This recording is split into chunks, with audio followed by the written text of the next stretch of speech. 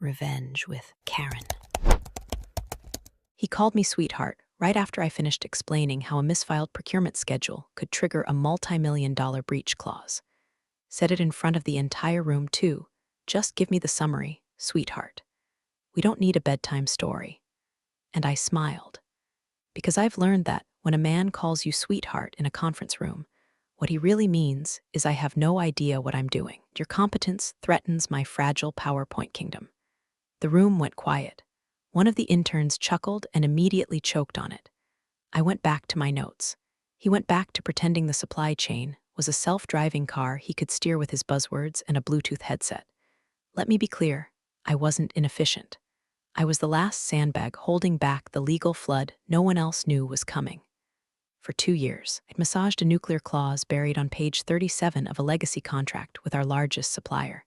A clause that said, if our Q2 fulfillment rate ever dropped below 92.5%, they could walk. 5 business days. No notice, no appeals, just poof. And we always danced on the edge of that number. Always. Because corporate loves just-in-time inventory like it's a religion. Because the people upstairs think Excel spreadsheets count as divine protection. They had no idea that clause even existed. I did. I negotiated a quiet side letter with the supplier's VP to hold off enforcement. Temporary, fragile, dependent on my updates and my version of inefficiency, which was really just controlled panic in khaki slacks. That clause was a landmine wrapped in beige font. Every time I sat across from an executive who wanted shorter emails, I just nodded and kept tap dancing around it.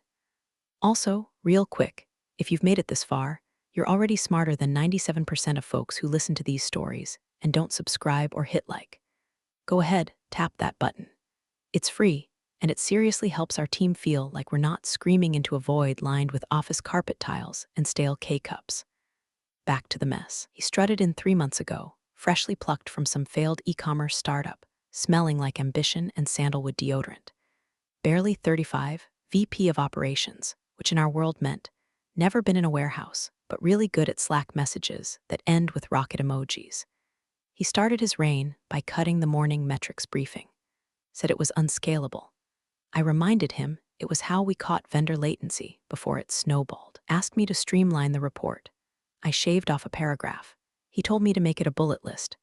I gave him 3 bullets. He said, still too much. Just flag anything urgent. I didn't flag the clause. I'd already warned them about it 2 years ago. Got told, and I quote, let sleeping dogs lie, so I did. But I kept the leash in my drawer, just in case. The real shift came in week 6. He started deleting archived documentation. All years of contract logs gone. Legacy clutter, he called it. Then he cut the compliance sync meetings. Too much bureaucracy. Then he reassigned one of my team members to marketing for cross-functional exposure. It was like watching someone unplug your life support and call it meditation. He'd call me into his office and ask for one-pager takeaways. Wanted to turn my full vendor impact briefs into PowerPoint decks with GIFs. GIFs. Once had to explain to him what a rolling forecast was, and he replied, I'm more of a vibes-based operator, so I gave him vibes. I gave him a vibes-only version of our supplier standing, green light, stable, no concerns. I stopped fighting. I stopped warning. I smiled. And every time he called me sweetheart, I reminded myself that one day, he was going to meet the clause. And it wasn't going to call him anything at all. Started calling it the new rhythm. Said we were shedding old skins, becoming leaner, meaner, more agile. Meanwhile, I was watching him surgically amputate every safety net we had like they were tumors, documentation protocols, approval hierarchies, legal reviews. He nuked the historical contract archive from our shared drive in one afternoon. Said, if we need it, legal's got it. Legal didn't have it. I had it. I was it. Every footnote, every comma, every upon mutual agreement that had saved us from 3 lawsuits and 1 vendor mutiny was buried in that drive. Gone. Next came the vendor dashboard rules. Too many filters, he said, sipping his oat milk latte like it contained divine wisdom. Just show me the summary numbers. So the analysts stopped highlighting fluctuations, stopped flagging risk indicators. No one wanted to be the messenger, especially after he publicly mocked Daniel from procurement for overreacting to a 3-day shipping delay that turned into a $120K penalty. I gave him what he asked for, a tidy, weekly summary of supplier relations. No mention of the clause. No reminder that the grace period on our side agreement was expiring in 6 weeks. Just color-coded cells and polite corporate lies. Vendor stability, green. SLA performance, on track. Action items, none. What he didn't realize was that the real action item was my silence. I assumed naively that he'd catch on, that maybe he was stress testing the system before implementing some genius overhaul, that maybe he'd eventually ask why the vendor we relied on for 60% of our packaging was still operating under an informal understanding. But he never asked, just started calling my work administrative fluff and joking about paper pushers in all-hands meetings. I'd sit there, sipping cold coffee and mentally calculating how long it would take for his incompetence to finish the job. 3 months max, maybe 2 if the warehouse saw another backlog. When I realized the iceberg was unavoidable, I started documenting everything. I opened a private Google Drive under my personal Gmail, copied redlined versions of every relevant contract, backed up my change logs, took screenshots of Slack threads where I gently tried to raise concerns and got ghosted in real time. Every time I hit download, it felt like closing a coffin lid on a part of the company nobody even knew was dying. My favorite entry was a Slack message he sent to finance. We don't need legacy thinkers slowing us down. If they can't keep up, we trim the fat. Irony wasn't lost on me. I'd spent the last 2 years being the connective tissue between legacy knowledge and present stability. I was the lean system, just not the kind you could chart on a dashboard or slap a buzzword on. I stopped sleeping through the night around this time, started keeping a notepad on my nightstand, would wake up at 2 a.m. with another "oh God." He deleted that 2 moment and scribbled down file names to archive. My dread had taken on a rhythm. Not panic, not even anxiety, just this slow drip resignation that we were heading for a cliff, and my job was now to chronicle the moments before the fall. Like the black box in a plane going down, except no one was listening to the cockpit. Every week, I'd sit across from him in our one-on-one and hand over a summary that was more metaphor than memo. He never questioned a thing. He'd say, "Thanks, sweetheart," smile like he just solved world hunger. And I'd smile back with teeth, because I knew exactly when the supply chain was going to bite him in the ass. It was a Tuesday, the kind that smelled like burned coffee and blind optimism. We were prepping for the quarterly vendor performance review, and he decided to invite the CEO to see how operations is evolving. I asked if he wanted the full supply breakdown, especially since our numbers had dipped below the 93% fulfillment mark for the first time in 2 years. He waved me off with one hand while scrolling his phone with the other. "Just give me the summary," he said without looking up. I paused, really paused. Not for drama, but because my throat had gone dry with all the things I wanted to scream. Instead, I said, calmly, "There's a clause in the legacy contract with Weston Packaging, our largest supplier, that technically allows them to terminate with 5 business days' notice if our Q2 fulfillment rate drops below." He finally looked up, smirked. "Summary, sweetheart. If there's a problem, legal would have flagged it. Legal didn't know because I never filed it as a problem. I filed it as handled, because for 2 years it was handled. Quietly, off book. Balanced like a spinning plate on my fingertip." Flashback to a meeting in late 2021. Weston Packaging's VP of Logistics had called me directly. We dipped under the threshold that quarter by 0.3% thanks to a customs delay nobody saw coming. Their legal team wanted to invoke the clause. Walk. I talked them down. Said we were realigning KPIs, brought in a financial performance buffer, promised stricter vendor QA on our end. But most importantly, I drafted a side letter, nothing official. Just a handshake memo that said, "We won't enforce the clause as long as quarterly fulfillment remains above 90% and you maintain dedicated rep continuity." It was supposed to be temporary, 3 quarters, long enough for anyone else, to renegotiate the actual contract. But nobody did, because I made it go away, because I kept it tidy. Because every time a quarter threatened the number, I shuffled vendor invoices, rerouted deliveries, and massaged Excel into compliance. That letter expires in 11 days. He never read it, never renewed it, doesn't even know it exists. That meeting, he interrupted me 3 more times. At one point, he said, "We've got bigger fish to fry than dusty old contracts. This is a growth year." I almost laughed, not because it was funny, because it was over. I could see it. The ticking clock. fuse already burning under his chair, while he talked about scalability and vendor synergy like he was auditioning for a cereal commercial. After the meeting, I printed a copy of the side letter and slid it into a manila envelope labeled when, not if. I stuck it at the bottom of my desk drawer next to a stress ball shaped like a brain and a mint tin I hadn't refilled in years. I stopped trying after that. No more gentle nudges, no more questions framed as jokes. I gave him the summaries he wanted, each one a little cleaner, a little less urgent, until they read like horoscopes, vague, comforting, and absolutely useless. I knew what was coming. He was going to slam into that clause like a deer through a windshield, glass and fur and shock everywhere, and I'd already tried to swerve the wheel. Now I was just gripping the armrest, waiting for the crash. The meeting invite never came. It was the first real sign I'd been quietly amputated. Weston Packaging, the same supplier with the clause no one else seemed to know existed, was scheduled for a quarterly sync, and I'd always been point on those. Always. I built the agenda. I ran the call. I handled the postmortem and the delicate contract language follow-ups that made sure no one got itchy with termination rights. But this time, nothing. I found out about the call because I overheard Tyler, junior analyst I'd mentored for 3 years, mention it on a coffee run. Vendor call with Weston at 2, he said to someone. New format, streamlined, streamlined. That word had started to feel like a knife slipped under the ribcage. I opened my calendar blank, checked the call sheet locked, tried accessing the vendor dashboard, error 403. Access denied. I didn't make a scene, didn't fire off an angry email. I just stood there for a full minute, mouse hovering over the screen, and let the chill settle. Later that day, my manager, well, my former manager now, I suppose, called me into a huddle room and handed me a restructuring chart printed on glossy stock like it was an invitation to a wedding I'd never agreed to attend. Your team is being realigned under strategic vendor insights, she said like the words meant anything. I blinked.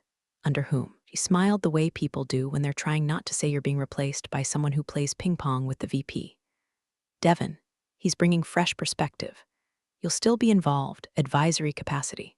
Devin, a kid who once asked if a force majeure clause was something from Star Wars. That Devin.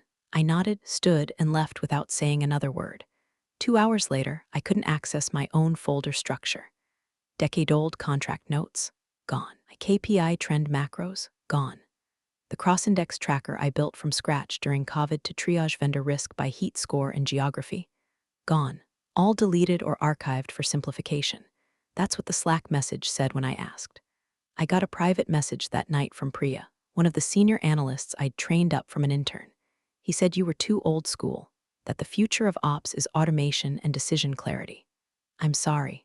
This sucks. I stared at the message for a long time. Didn't reply. Not because I was angry at her, but because she wasn't wrong. He did think I was too old school. He'd said as much in passing, smirking over his shoulder like I was a dusty encyclopedia in a Kindle world. What he didn't know was that old school had saved this company's ass more times than he'd remembered to mute himself on Zoom. I stayed 2 more weeks in that ghost role. Sat in my same chair, walked the same path to the office microwave. But I was invisible. Devin started calling my old team his analysts. They stopped CCing me on vendor updates. I became the skeleton in the ops closet, too experienced to fire outright, too inconvenient to keep visible. But I wasn't broken. Not yet. That's the thing about people like me. We don't scream, we document. And while they were busy playing transformational leadership dress-up, I was quietly gathering my receipts, my notes, my emails, my backups. I even took a photo of the restructuring chart and annotated it in red pen like a crime scene map. Because I knew something they didn't. The bomb was still ticking, and I was the only one who knew where it was buried. He didn't even shut the door all the way. Just waved me in like I was the catering delivery. Grab a seat, he said, leaning back in his ergonomic throne, legs crossed like he was about to conduct a TED talk on synergy. The room smelled like citrus sanitizer and smugness. I sat down, folded my hands in my lap, waited. I already knew what was coming, the way you know when a glass is about to fall but you're too tired to catch it. He glanced at a sheet of paper on the desk. Didn't bother flipping it around. We're trimming inefficiencies, he said, lips curling up like he was proud of the phrasing. Nothing personal, just realigning resources for growth. I looked at him, perfectly still. He cleared his throat. You've been here a while, done some great work, but your methods are legacy. And frankly, the duplication of effort between your documentation processes and what Devon's team is streamlining, it's just not scalable. I watched his mouth move like a puppet's and wondered if he even believed the words, or if this was just theater. Either way, it didn't matter. "Thank you," I said. No tremble, no smile, just that. He blinked. "Sorry," I said. "Thank you for the clarity." I stood. Took one last look at the glass walls of the conference room, the corridor beyond filled with half-smirking junior staff and a dying plant someone forgot to water last fiscal year. He stood too, probably expecting some kind of scene. An outburst. A tearful protest. Maybe even a quiet threat. But I gave him none of it, no fight. No warning, no "you'll regret this." Just a calm nod. Then I walked out. The purse on my shoulder felt heavier than usual. Inside it, a sleek black flash drive with every critical document, every red line revision, every backup version of the Weston contract, including that little side letter he never knew existed. Time-stamped. Encrypted. Silent. My insurance policy. I didn't pack a box. Didn't ask to say goodbye. Just handed my badge to the front desk on the way out and walked into the sunlight like I'd been released from a cult. In the parking lot, I sat in my car for 5 minutes and stared at the steering wheel. Let the engine idle. Felt something shift deep in my chest, not sadness, not fear. Just relief. Relief that I didn't have to keep shielding idiots anymore. That I was no longer the human firewall between their arrogance and the company's slow collapse. My phone buzzed. Calendar alert I hadn't disabled yet. Reminder. Renew Weston letter of agreement. Expires in 6 days. I laughed. Just once. A short, flat sound that didn't make it past the windshield. Then I drove away, leaving behind a boardroom full of people who thought efficiency was about speed and had no clue how much of their stability had come from someone willing to take the long, hard, quiet way around disaster. The first week felt like silence had mass, like it pressed against my ears when I made coffee, like it followed me through the grocery store, humming beneath fluorescent lights. I slept better, dreamless and flat, but every morning I still half-reached for my work phone before remembering I dropped it in the office suggestion box on my way out. Nobody called, nobody emailed, at least not until day 12. That's when I saw the name pop up, Tyler, junior analyst who used to triple-check every bullet point on his vendor reports like they were SAT essays. He'd always been thorough, always cautious, always afraid of screwing up in front of me. Now he was on his own. Missed call, then another. Then a message, "Hey, do you remember what fulfillment threshold Weston considers non-compliant? It's not in the new dashboard. Can't find it in the shared docs either." I stared at the screen. Didn't answer. By then, I'd already blocked the rest of the company. Every Slack handle, every email alias. Even Devon, who'd sent me some guilt-laced LinkedIn message about wanting to reconnect and learn from my process. Cute. The truth was, I'd already seen the benchmark get missed. It was on Weston's client portal, public-facing if you knew where to dig. Fulfillment had dipped to 91.2%, just low enough, just late enough. I sat in my garden with a mug of green tea, watching my dog chase shadows while the leaves browned early this year. October crept in cold and fast. I didn't smile when I saw the number, but I didn't flinch either. It had always been a game of inches, and I'd held the line as long as I could. But now they were alone, sprinting blindfolded through a field I'd spent years mapping for landmines. They missed the benchmark. Exactly when I knew they would, exactly when I warned they might. The timing wasn't even poetic, it was mathematical. Weston's clause didn't care about ignorance. It didn't care about titles or LinkedIn endorsements or who had the best Slack emojis. It just existed. Cold, legal, lethal. I imagined the moment when someone, probably Priya, realized what had happened. I pictured the quiet panic of scrolling through archives that no longer existed, realizing the one person who used to say, "Don't worry, I've got it handled," actually had been handling it. It felt like watching a house burn that you'd already moved out of. You'd warned them about the wiring. You'd pointed at the faulty breaker, and they laughed, called you old school, told you to get with the future. And now the roof was gone and they were still inside, trying to use a spreadsheet as a fire extinguisher. There was satisfaction, yes, but also sadness. I hadn't wanted it to fall apart, not really. I'd spent years patching holes with duct tape and patience, not because I loved the company, but because someone had to.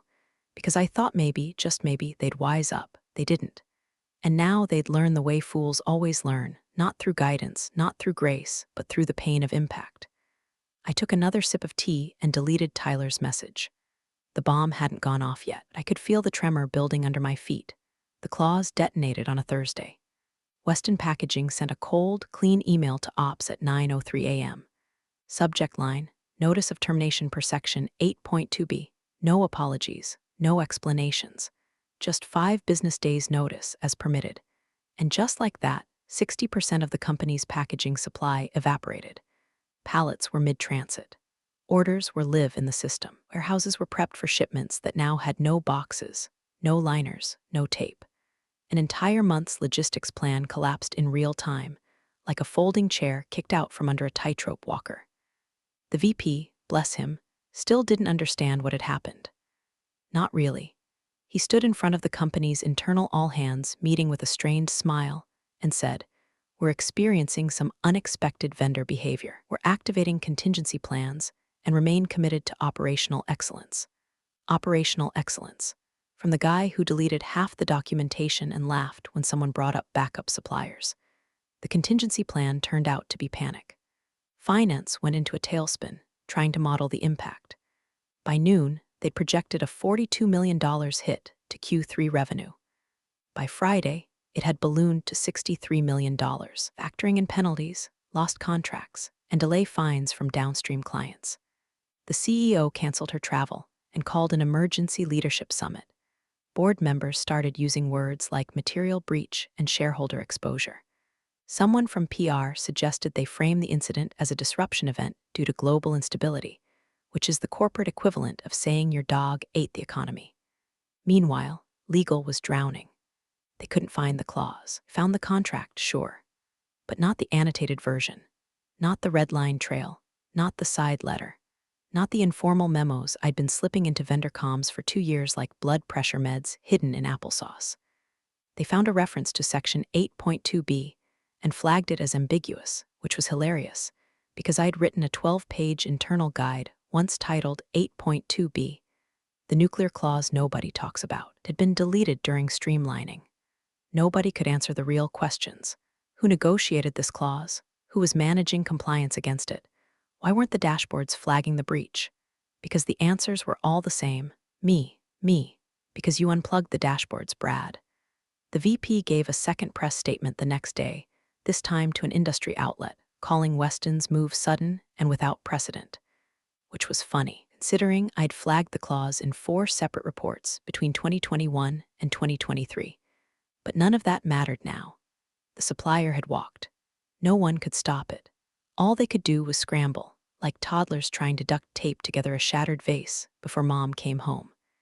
And while they were doing that, I was at the farmer's market, buying tomatoes and honey, listening to someone's acoustic cover of Fleetwood Mac playing over the speakers. Collapse doesn't always come with sirens. Sometimes it comes with a polite email and a clock that starts counting down. 5 business days. They found the email chain on day 4. Buried in an old legal inbox that hadn't been migrated during the modernization sweep, someone in compliance stumbled across a thread dated March 18, 2023. Subject line, Urgent, Clause 8.2b Risk Mitigation Strategy attached. It was me. Writing, calmly and thoroughly, to flag the exact benchmark that Weston had just used to pull the plug. The email was polite, concise, annotated. It included a draft of the side letter I'd brokered, an escalation matrix, and a list of conditions required to avoid triggering the clause. I had even bolded the expiration date, October 14, 2025. That email should have been archived, actioned, used as a foundation for renegotiation. Instead, it had been marked as low priority by some bright-eyed analyst who thought the future was digital dashboards and real-time vendor sentiment metrics. Legal escalated immediately. They began digging through the backup servers, the ones not purged when the VP launched his great streamline purge. It was a forensic recovery effort, and what they unearthed wasn't just a clause, it was a narrative. My change logs, my redlined contracts, manual timestamped adjustments to delivery incentives, SLA padding, clause references. Internal memos I'd written with contingencies if Q2 performance dropped below the line. Everything. I had left breadcrumbs, not for revenge, not for legacy, for survival. Because deep down, I'd known that the people in charge wouldn't recognize a tripwire until it had already snapped their legs out from under them. And now the CEO saw it all at once. In a briefing that took place behind closed boardroom doors, the head of legal laid it out in simple terms. She was the patch. We didn't even know the pipe was leaking. The room went still. Then the questions began, hard ones, directed squarely at the VP, who suddenly wasn't so smug. Why wasn't this clause flagged on your risk map? Who instructed the deletion of her dashboard tools? Did you ever review the full Weston contract? He stammered, sweated, reached for a water bottle that wasn't there. I reviewed the key terms. I assumed legal. No, someone interrupted. Did you personally read the contract? Silence. He looked down, hands fidgeting with the edge of his blazer like maybe there was an escape hatch sewn into the lining. A few board members shook their heads, quiet and disgusted. One of them finally said what everyone else was thinking. You fired the person holding this whole thing together because she didn't fit your rebrand. Congratulations. He didn't respond. Couldn't. And that's when the dominoes really began to fall. Not with panic, not with shouting, just slow, inevitable collapse. Because now they knew. It wasn't an unexpected disruption. It wasn't a black swan event.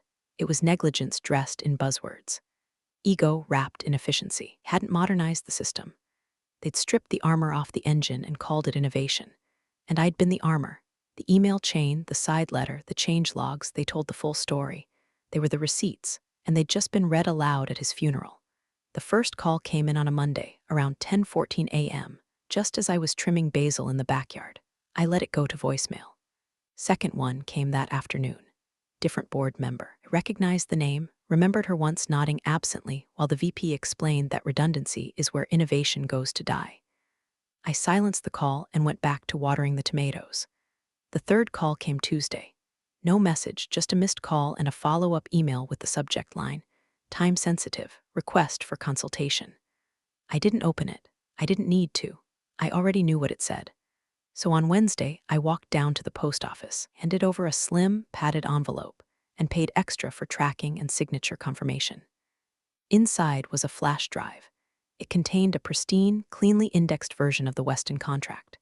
Red lines restored, side letter included, my original annotations dated and initialed, change logs, and one final document, a PDF titled Operating with Eyes Closed, a summary of risk management failures, 2022-2025. On top of the drive was a yellow sticky note, scrawled in black ink. This is the full version. You kept asking for the summary. I heard later from a friend in finance that the VP was fired within 24 hours of the board receiving the drive. No meeting, no transition statement, no all-staff farewell Slack message filled with empty praise and vague promises of his next chapter. Just gone. A name removed from the directory. A title reassigned to interim. His calendar wiped like he never existed. Apparently he tried to blame legal. Then finance. Then Weston.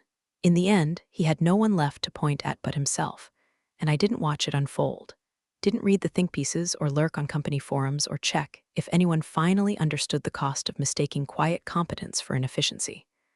I just brewed a cup of tea, chamomile with honey, sat in the garden, watched my dog chase a bird he had absolutely no hope of catching. The sun was warm. The wind smelled like wet soil and vindication. My phone buzzed once on the patio table. LinkedIn, CEO name has endorsed you for strategic risk mitigation. I stared at the screen for a long second, then closed the app and turned my phone face down. Some messages don't need replies. Some victories don't need applause. Just silence, peace, and the sweet, quiet knowledge that the next time someone says, just give me the summary, I won't. Thanks for joining the fun, you office survivors. Subscribe for more switch-flicking drama. Let's make your former coworkers sweat.